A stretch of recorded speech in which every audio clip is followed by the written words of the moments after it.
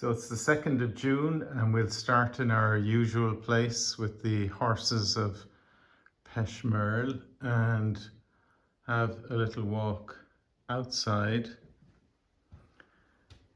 So this is the garden that looks at its best in the spring, so it's a little bit um, less colour here at the beginning of the summer than we would have in the spring. So we have a succession here from January of snowdrops, then primroses, and then lily of the valley. That's the hosta that you gave us that we divided into a couple of different things. Oh, that's getting used to these controls. And you can see Solomon's seal up there behind it.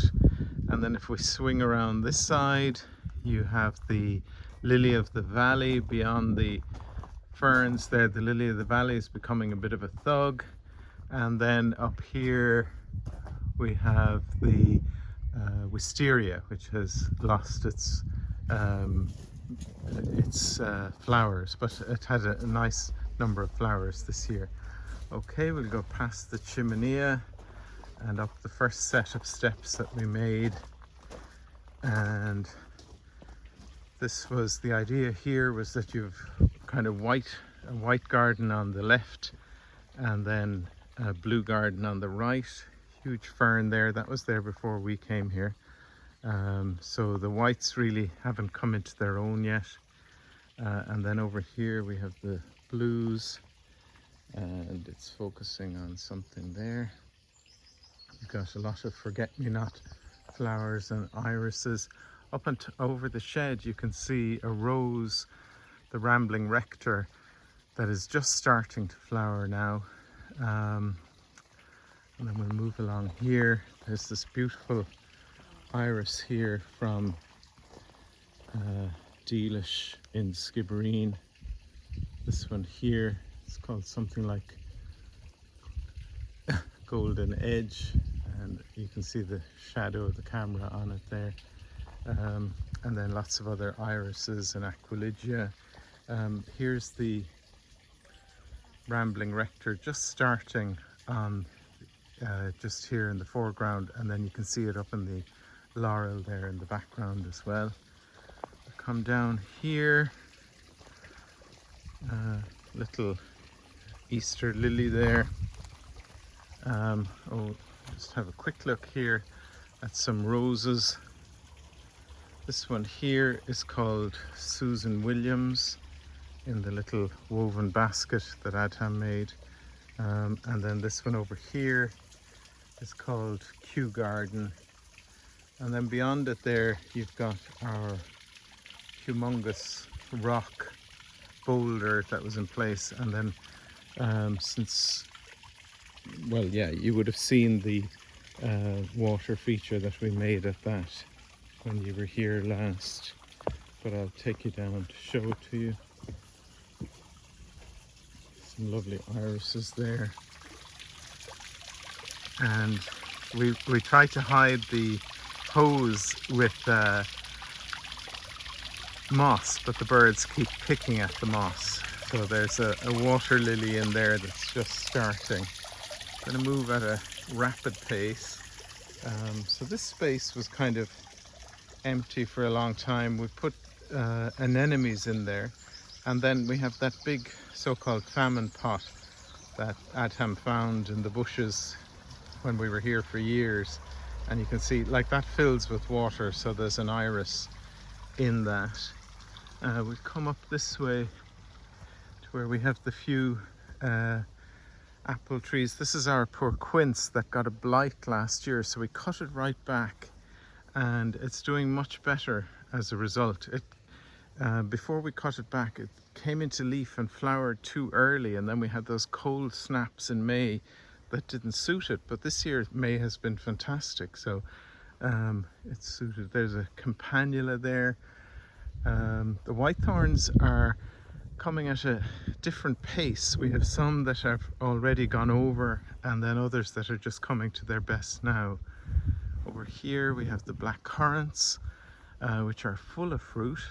So we'll be netting those soon to stop the blackbirds taking all the fruits. Here we have our hazels that were very productive last year, and then we have a line of new hazels there to the left.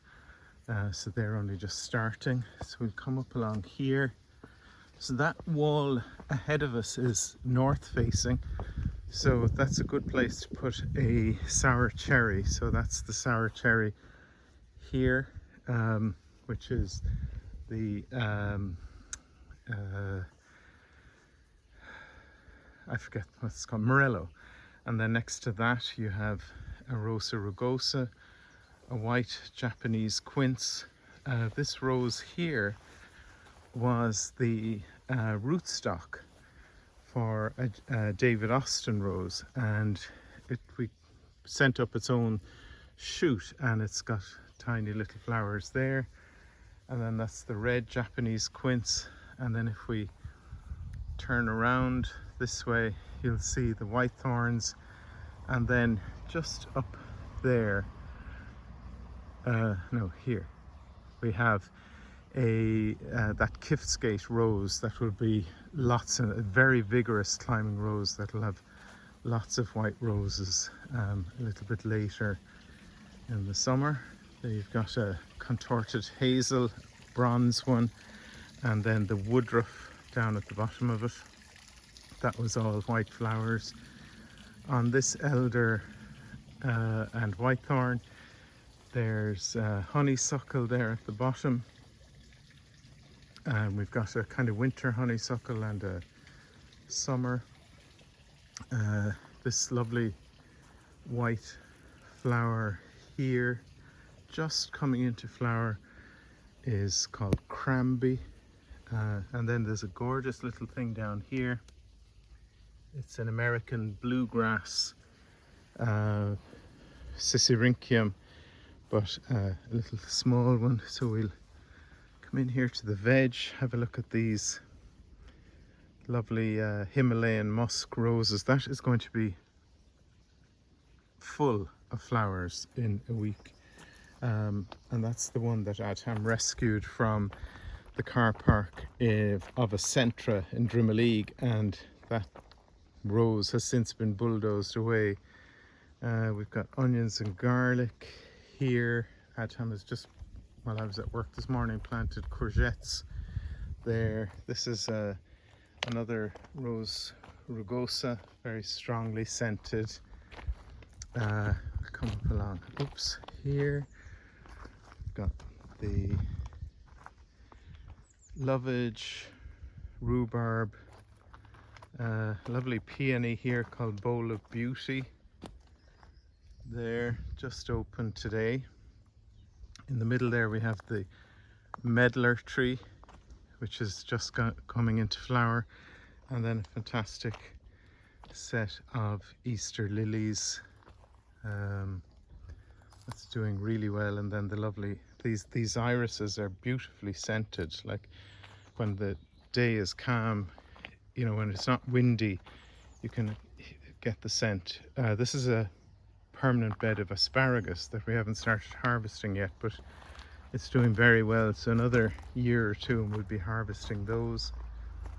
Another rhubarb, one that keeps its shape. And then the kind of, what are those called? Something hops, kind of a light golden hops. If we look back at the Himalayan musk, you can see it's going to be full of roses, and then some artichokes just under that. That's comfrey there. Some poppies, a bed of sweet corn here, just starting. It's only the 2nd of June.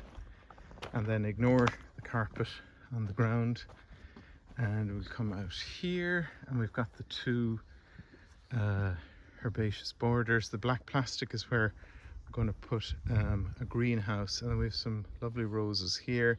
One that we don't know the name of, this one, and this is a David Austin called Olivia Rose Austin. So that's its first year, so that'll be a much bigger plant later on. We've got acanthus, and a geranium. The tree peony has finished. That was very spectacular this year. And then the other peonies have yet to come. That rose is another David Austin called Gertrude Jekyll that's been struggling because it was in a pot, but it'll be much better this year.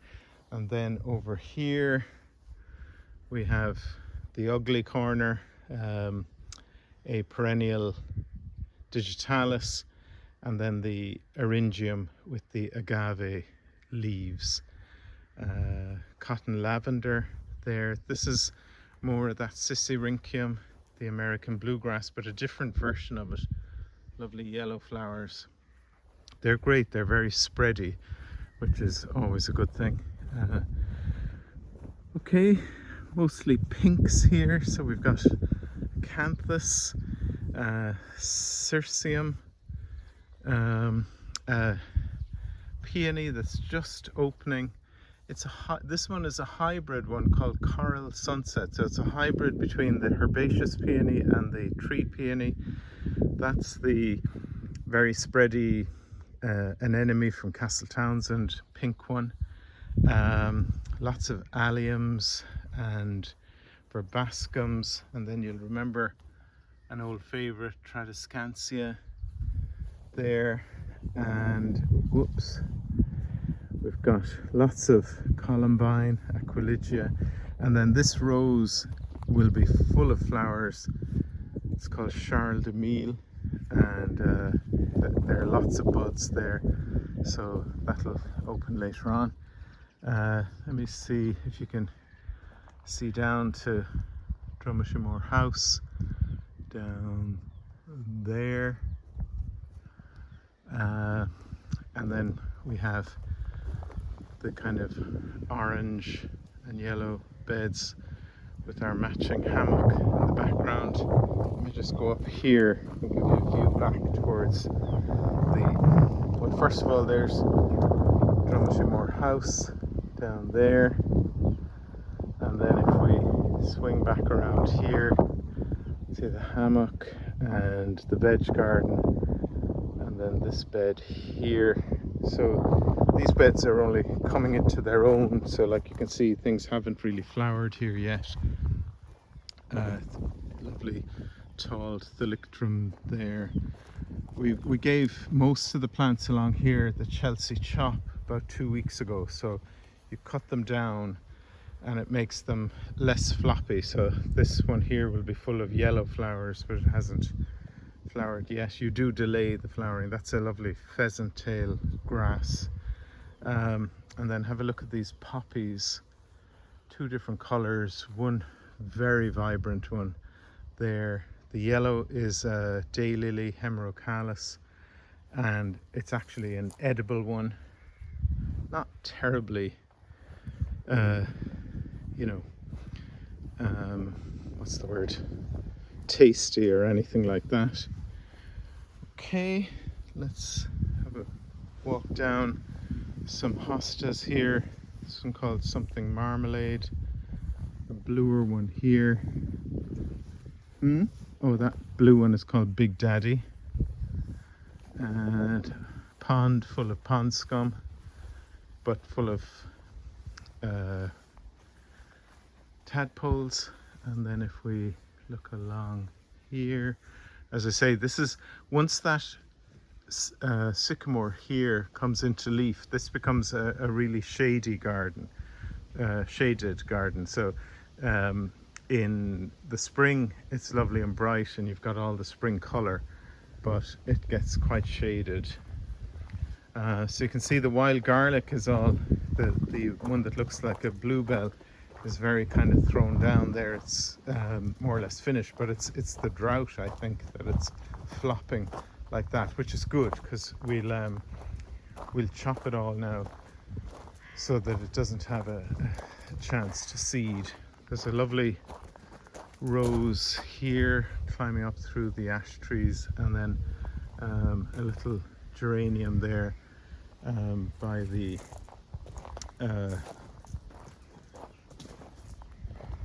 kayaks. But that geranium, like that wall, is very dry and very shaded. Just bring you in here for a second. So we have a lovely Rosa rugosa, very strong scent. And then this was a herb garden that needs that we're going to work on because it was too shaded and covered by trees, and all the birds were pooping on all the herbs, so that didn't work.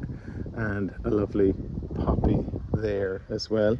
So we're going to move the herb garden down here, so we'll just go beyond the cars. So this is a work in progress, so you'll see it there, that circle of stones, and then we'll bring earth in to the height that you can, to the depth that you can see there. So that's the work in progress. Then we'll come right down along here. So this is a bed that we've planted up over the last 2 years. So this is the second year for this part and the third year for the lower part here. So we've got some lovely Jerusalem sage, phlomis just coming into flower there. Nepeta that we cut back, so gave it the Chelsea chop. That's an iris, and there's going to be a ton of them. It's got a Japanese sounding name. And this is a gorgeous thing. Well, they're all gorgeous, but this one is a pink phlomis, just coming into flower, so hopefully that'll spread with time. You've got some eryngiums there that haven't flowered yet. The yellow Sisyrinchium, a yellow tall verbascum that's going to come up there, and then of course the lovely larkspur or delphiniums there. And last year they flowered all summer. They were just fantastic. Some more irises here in the foreground, 2 different ones. There's this lad here, and then some, oh, it's focusing on my fingers. Those ones which are maybe a little bit less striking than the darker ones. That's the mulberry bush. This thing is called Libertia. Self seeds everywhere. Nice little geranium at the base of that. Whoops. And then we'll some salvia there in flower. This is Achillea yarrow that hasn't flowered yet. So all of this bed will, oh, let me go the other way. This will be at its best in kind of July, so it's still early summer for that. So let's go up along that way. This is Persicaria, the one that I was saying to Adam for ages. That's just a dock, but I was wrong. Okay, so we've got the purple there are wallflowers, some gladioli here in between them. This is an amazing daisy-like thing, and it was completely covered in caterpillars. Had kind of taken up home in it, but the plant has outgrown them. There's an artichoke there at the back, and then this is a thing called the elder there at the back is called black lace, and it's just started flowering there. And then we have a salvia hot lips in front of it, and a beautiful rose there called Crown Princess Margareta that hasn't opened yet, a David Austin rose. Ignore the work in progress here, and we'll swing around and look at the 2 stone settings there are masking the septic tank things. This is an unusual elder, flowered early. The flowers didn't stay very long, but then you can see, so we're looking now at the delphiniums from the other side. Lovely fennel there, more of the Sisyrinchium, very big geranium here, some of the Iris sibericas that come up really early. Most of, like, there's some very tall plants in there that will flower later in the summer, like the ligularia here in the foreground. Have a look at this Achillea. It's got a beautiful red flower. That did really well last year, so hopefully it will perk up this year. and we'll come down along. This is one of our 2 walnuts, and this year for the first time they at least have flowers and fruit. So I don't know if you can see it. Let me move this. There, those are you can see the nuts forming and the flowers over them. Okay, we'll move along. We've got this amazing display of lupins this year. A friend gave us a couple of small plants, and they were very unpromising last year, but they've really done the business this year. We've got our pond, the water trickling away, even in the drought that we're having. And then there are these lovely, you probably can't see them now facing into the sun, but they're lovely white flowers growing on the surface of the pond, and they're a wildflower that we just got from the river called crow's foot. Okay, so we'll go along this path. Oops, yeah, to make sure I don't fall into the water. Okay, we've got iris and allium, a fantastic hosta called Empress Wu, which this is the biggest it's ever been. That flowers early, and then some beautiful irises.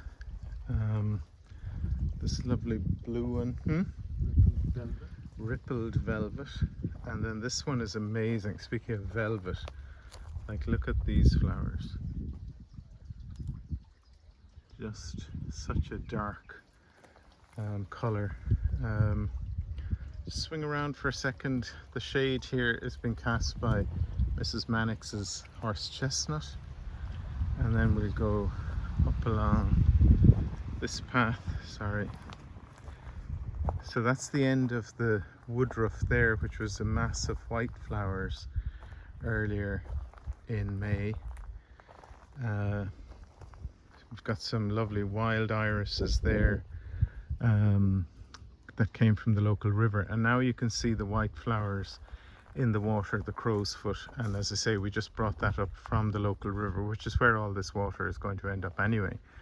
And then on the other side of the pond we have the very kind of architectural things. These things are the Sisyrinchium, and then a lovely blue iris over there. This hosta here underneath me is called guacamole, and that has scented flowers. That'll be later. Oops. And then we'll come up here, lots of lady's mantle and gorgeous geranium. Another big hosta. One of the Castletownshend myrtles, and then the other one, which is even healthier looking. At the base of that we have a beautiful geranium that we got last year at the Mallow show. Velvety blue flower, as you can see, and that's great because it's producing lots of offspring. This is a lovely hosta called maraschino cherry.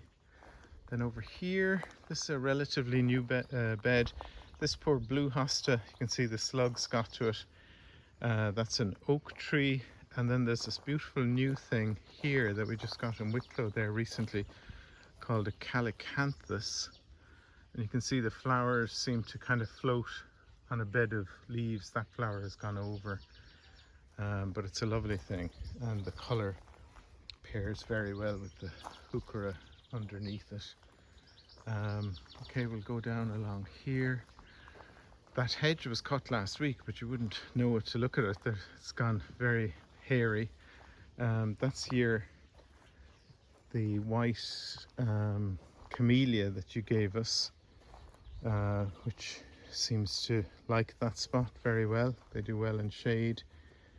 So this is all kind of shady conditions and shade plants. So the hedge, like, we didn't put it there, but we just decided to go with it. It should spread itself, and we're kind of going now towards kind of shaping it in some way.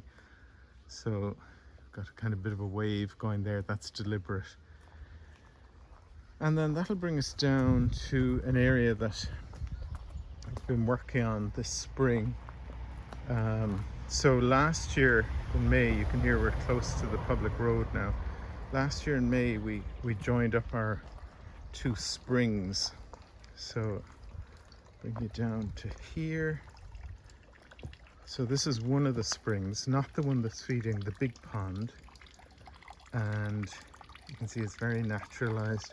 I'm going to be pointing this into the sun, but the big triffid there, all those leaves, that's a kiwi that's just full of flowers, and that will produce fruit.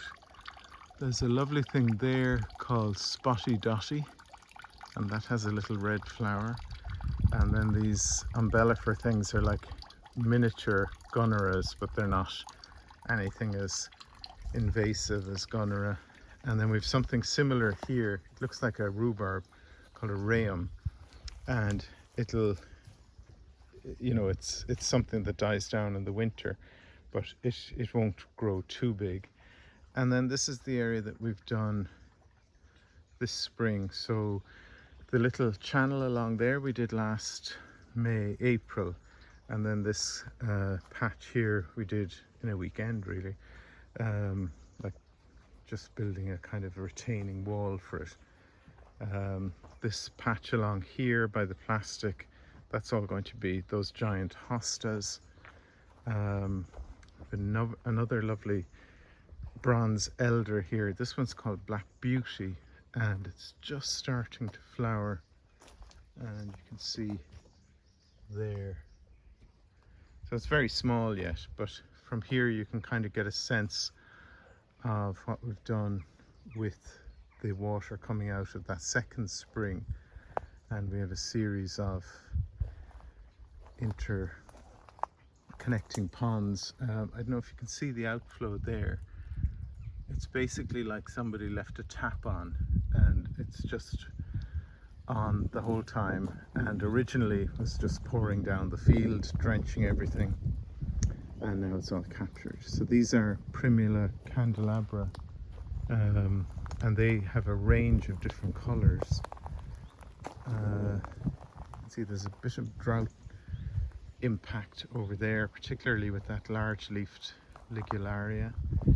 And then down along here you can see the ponds and how, you know, the planting is finally growing in. Let me show you this side before we move to that, because this is all new. Adham basically did this between Christmas and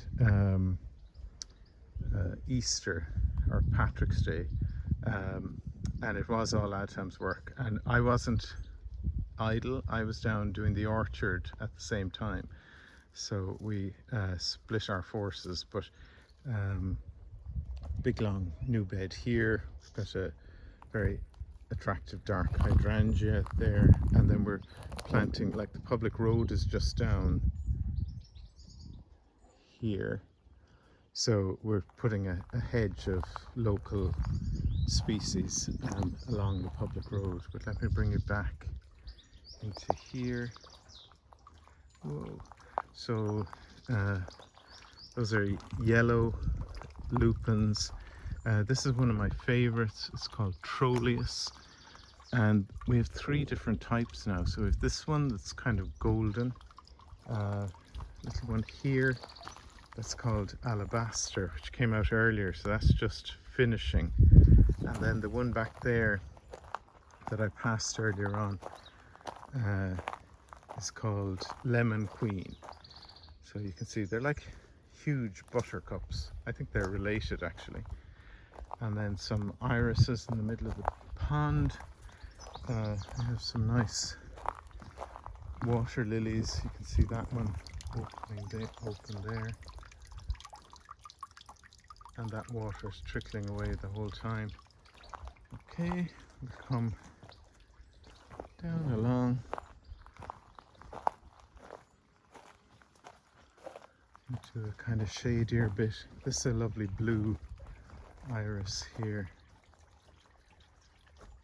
It's a pond iris. So I'll just give you a look back at that new bed that Adham made in the spring, and that we're slowly planting up. Okay, you can see the work in progress areas are moving basically to the edge of the garden. Let's come back up this way, past the lupins, which have an amazing scent. This blue and white one is a very kind of architectural. They're like in rings of colour.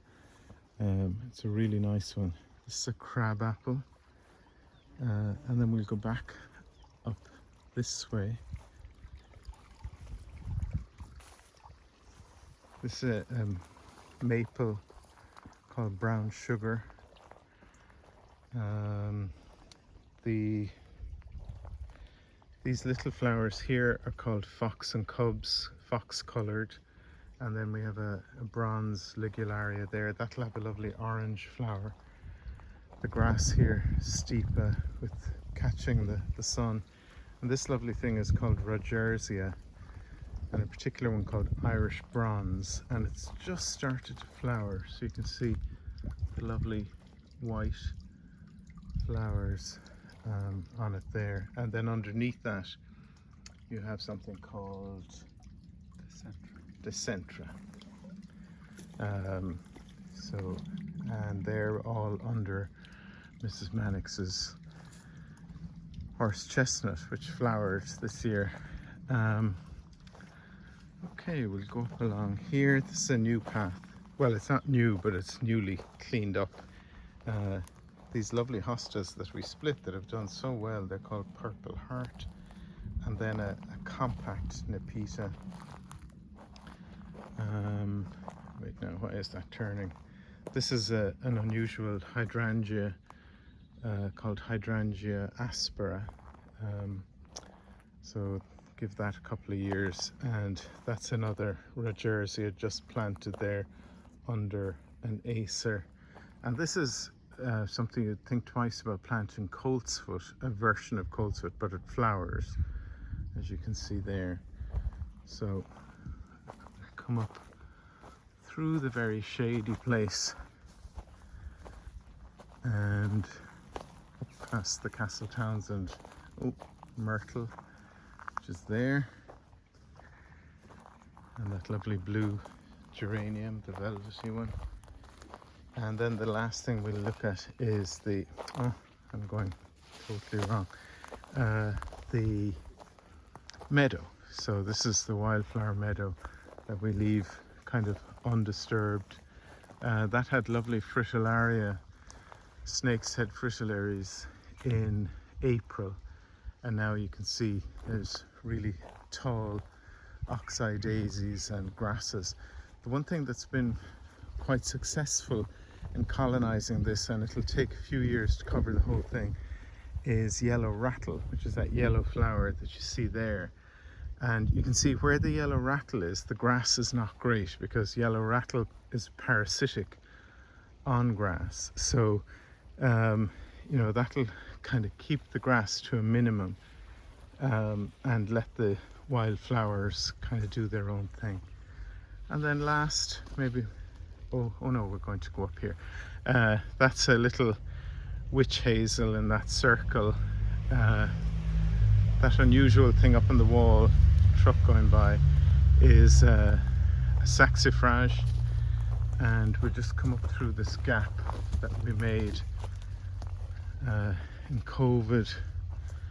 Look down. Oh, I forgot to point out the azalea. It's just finishing there. That was full of yellow flowers. But that's the Northfield garden, looking very mature. So started in 2016 with the digging of the pond, and then a kind of a slow process after that. Just come up here to the back of the house and see the area of the cattle crush where, oh yeah, Mr. Conway's rose here, just starting bud there. This is marjoram at the base of it that's kind of taken over there, which is fantastic. Happy to see it. And then we'll come up along here. So we've got a vine, a vine up on top. and then the fig here by the shed. And the fig is full of fruit. And there's a little birdhouse up there with a blue tit going in and out. So you can see that, and then behind that you can see the rambling rector rose up on the laurel up there, and another vine growing along here. So with that, I will finish and say goodbye.